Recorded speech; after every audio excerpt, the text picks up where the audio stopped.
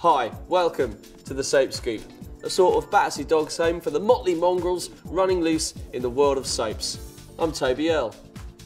Let's start with our energetic Cocker Spaniel Max Branning in EastEnders. He's so grief-stricken over Bradley's death that next week he can just about summon the effort to take Becca to bed.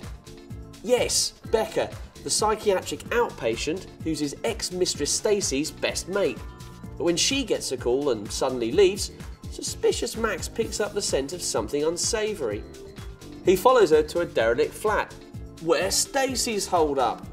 Couldn't she be devastated in a nice B&B somewhere? Anyway, there's another EastEnders classic on Friday, a two-handed episode where he confronts her about Archie's murder and Bradley's death. But Stacey bears her claws and tells Max exactly why she killed Archie, which leaves him with a dilemma. Should he protect her or turn her in? Up in Weatherfield, little Whippet Gail is more down in the mouth than usual, if that's at all possible. First, she's visited in jail by David and Audrey, who sensitively asks if she's quite sure she's not been telling any porkies. Then, Gail's told her bail has been refused again and is so upset she turns on David and tells him not to visit her. This prompts David to turn vigilante, so he and Graham steal Nick's car and head to the lakes looking for the couple who witnessed Gail and Joe's row.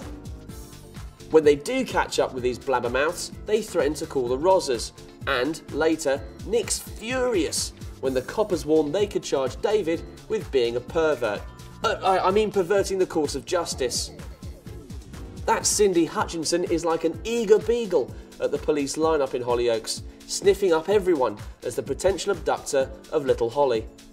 But Jake is still prime suspect number one, and after Spencer takes a disguised Holly into the village, Jake's shocked when he recognises her and pursues her.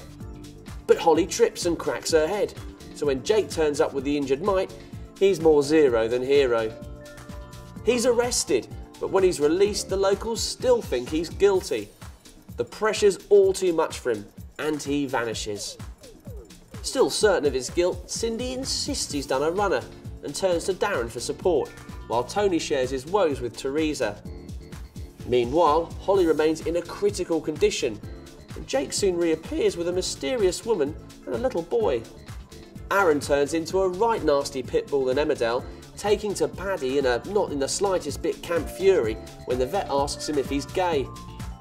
Earlier in the week, Aaron finally goes into the gay pub, but makes a swift exit when a guy called Jackson asks if he'd like to shoot some pool, but Aaron decides to play it straight. He disappears so fast that he leaves his phone behind, so Jackson heads to the village to return it. Trouble is, Jackson gives it to Paddy, who's suspicious, and later gives Aaron a lift to Houghton. There, he watches an exchange between the two, and he initially thinks it's drugs related. But then, the penny drops, and Aaron goes off at the deep end. Full credit to Paddy, he doesn't turn his back on Aaron despite the punch-up, but Aaron reveals he hates being gay and packs his bag and flees. How's Paddy going to explain that one to Chaz? My lips are sealed, and I'll be slung in the kennel if I reveal anything more. Come back next week for more previews at whatsonTV.co.uk. Keep clicking.